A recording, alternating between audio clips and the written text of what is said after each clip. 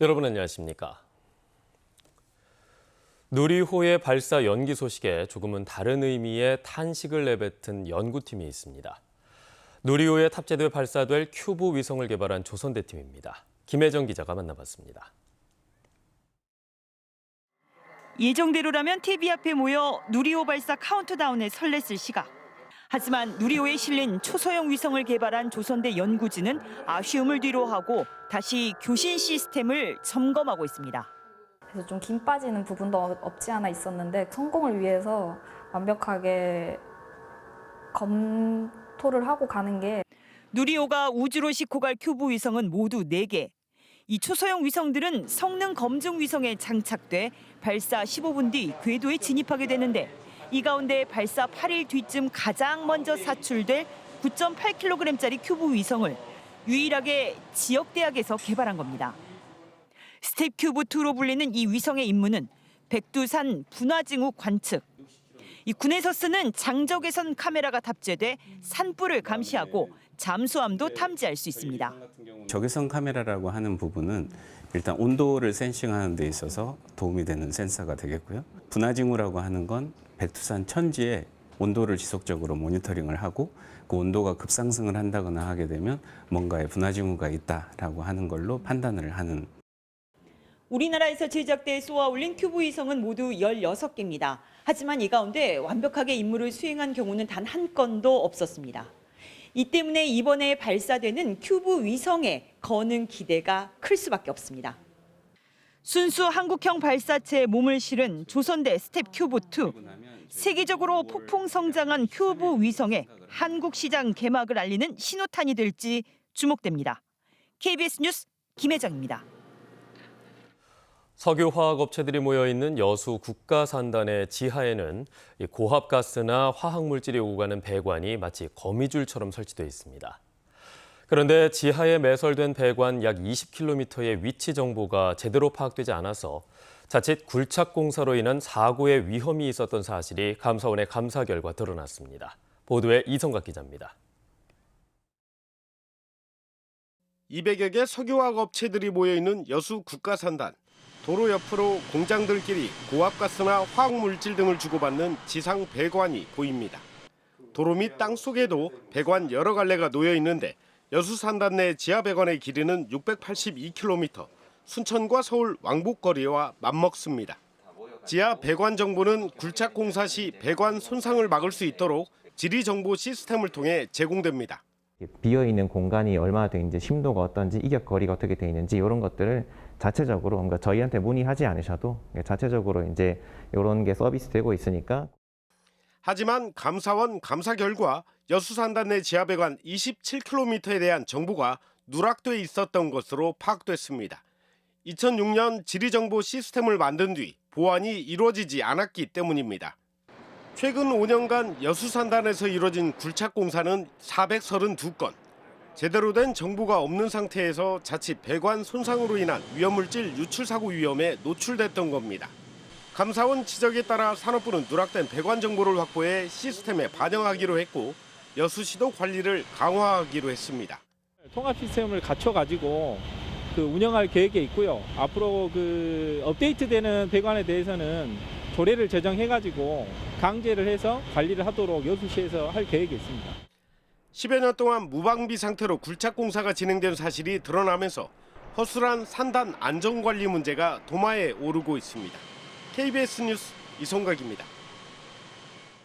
국민의힘이 이른바 서진 정책을 강화하고 있습니다. 전북 출신인 조수진 최고위원이 전남의 무소속 단체당들과 잇따라 만남을 갖고 윤석열 정부와의 긴밀한 소통을 돕겠다며 호남에 공을 들이고 있습니다. 한편 대선 때 흑산도에 유세차까지 보냈던 이준석 대표는 어제 신안군 주민들을 만났습니다. 보도에 최혜진 기자입니다. 무소속인 박홍률 목포시장 당선인을 만난 국민의힘 조수진 최고위원. 첫 만남 자리에서 박 당선인의 더불어민주당 복당 의사를 타진했습니다. 또 박 당선인이 전남 무소속 단체장들과 윤석열 대통령의 간담회를 주선해 줄 것을 요청했다며 전폭적인 예산 지원을 약속했습니다. 목포의 현안을 해결하기 위해 당적은 전혀 중요하지 않다. 더불어민주당에 복당하지 않겠다. 임기 시작 후 윤석열 대통령과 전남의 무소속 단체장 간담회를 주선해 줄 것을 요청했습니다. 조 의원은 다음 주 노관규 순천시장 당선인과 만나는 등 전남북 무소속 단체장과의 만남을 이어갈 예정입니다. 민주당 심판론과 무소속 단체장의 정치적 입지를 공략한 사실상 영입작전이라는 분석이 나옵니다. 누가 조율을 해서 작전을 짜는 것 같지는 않은데 어쨌든 각 영역에서 할 수 있는 대로 뭐 전방위적인 방법이 진행되고 있는 것 같아요. 국민의힘 이준석 대표도 취임 1주년 간담회에서 예고한 대로 서진 정책을 이어가고 있습니다. 신안군 부군수 흑산공항 건설 대책위원장과 국회에서 만나 국립공원 심의 절차 등 흑산공항 건설 문제를 협의했습니다. 대선 과정에서 띄운 흑산공항 건설 공약의 이행 의지를 보여준 겁니다. 호남의 정치 지형 변화와 민주당 쇄신이 정치권의 화두인 가운데 국민의힘 서진 정책은 더욱 가속도가 붙고 있습니다. KBS 뉴스 최진입니다. 광주 시민 10명 가운데 7명은 지방의원의 활동을 제대로 알지 못하는 것으로 조사됐습니다. 더불어민주당 광주시당이 여론조사기관에 의뢰해 광주 시민 1,000명을 대상으로 조사한 결과 지방의원의 활동을 알고 있다는 응답은 30%에 그쳤습니다. 이번 지방선거에서 어느 정당의 광역단체장 후보를 선택했느냐는 질문에는 20대와 30대 남성의 국민의힘 투표율이 각각 37.7%와 42.4%로 높게 나타났습니다. 한편 더불어민주당 광주 지역 당선인들은 워크숍을 마무리하면서 지역 경제를 먼저 살피고 깨끗한 지방의회를 만드는 등의 8개 결의 사항을 발표했습니다. 강기정 광주시장 당선인이 사고 위험이 제기된 지산 나들목과 관련해 우측 진출로를 개설하는 방안을 검토하는 것을 광주시에 요청한 것으로 알려졌습니다. 광주시는 지산 나들목에서 시범 운행한 결과 사고 위험성이 높다고 판단하고 우측 진출로를 개설할 때 추가 공사비와 사업 타당성 등을 검토해 줄 것을 강 당선인이 요청해 이를 분석하고 있다고 밝혔습니다. 지산 나들목은 좌측 방향 진출로 개설에 77억 원이 투입됐고 우측 진출로를 다시 만들 경우 그 이상이 투입될 것으로 예상됩니다.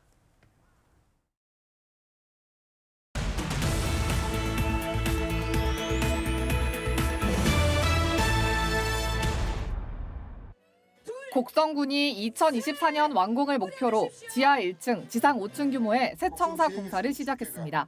곡성군의 현재 청사는 1977년 지어진 건물로 안전진단 결과 D등급을 받아 공사비 428억 원 규모의 새 청사 신축이 추진됐습니다.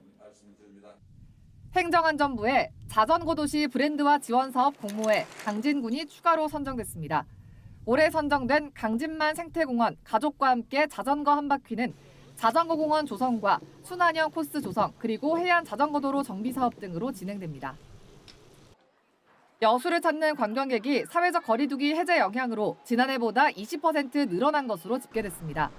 여수시는 지난달까지 407만 명이 여수를 방문해 지난해 같은 기간보다 68만 명, 약 20% 늘었고 관광 성수기인 다음 달부터 코로나19 이전 수준을 회복할 것으로 전망했습니다.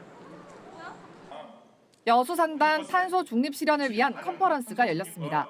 어제 열린 행사는 스마트 에너지 플랫폼 구축 사업에 대한 여수 스마트 그린 사업단의 성과 보고회와 탄소 배출 저감과 관련한 발제와 토론으로 꾸려졌습니다.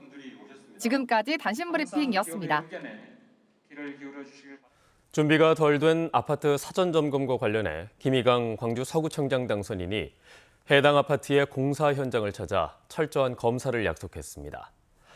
김희강 당선인은 어제 해당 아파트의 시공 현장을 찾아 사전 점검 부실 경위에 대해 보고를 받고 입주 예정자들의 민원을 청취했습니다.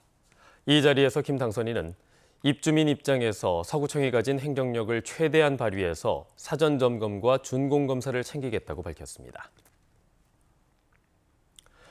호심학원 이사회가 고 김혁종 광주대학교 총장의 후임으로 37살 김동진 교수를 선임했습니다.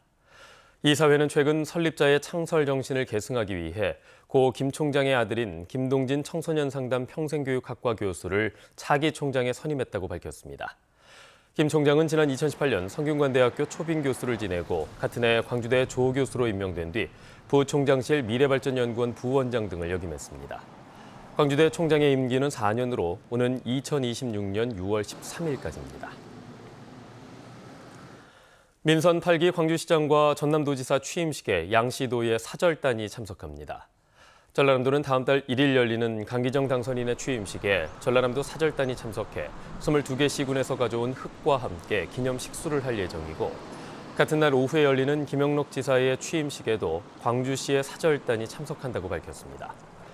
한편 전라남도는 보도자료를 통해 강기정 광주시장 당선인이 제안한 영호남 반도체 동맹 결성을 지지한다고 전했습니다. 무안국제공항이 2년 4개월 만에 국제선 운항을 재개합니다. 무안군은 다음 달 중 베트남 다낭 등 3개 노선과 태국과 몽골 노선이 순차적으로 재개될 예정이고 베트남 하노이 노선도 항공사와의 전세기 계약을 완료해서 조만간 여행사에서 상품을 확정해 판매에 들어갈 예정이라고 밝혔습니다. 무안군은 또 다음 달 취항 예정인 베트남 노선 등은 입국에 따른 검역 서류를 완화해서 입국 시에는 백신 접종 완료 증명서만 제출하면 된다고 덧붙였습니다. 광주시 문화경제부시장을 포함한 간부 공무원들이 잇따라 퇴직해서 후임 인사에 관심이 쏠리고 있습니다. 광주시는 공무원 인사 규정에 따라 별정직인 조인철 문화경제부시장이 이용섭 시장의 임기 만료 시점인 이달 말 퇴직할 예정이라고 밝혔습니다. 개방형 임기제인 민주인권평화국장 등도 이달 말 퇴임을 앞두고 있고 앞서 부이사관인 손경종 인공지능산업국장 등도 명예퇴직했습니다.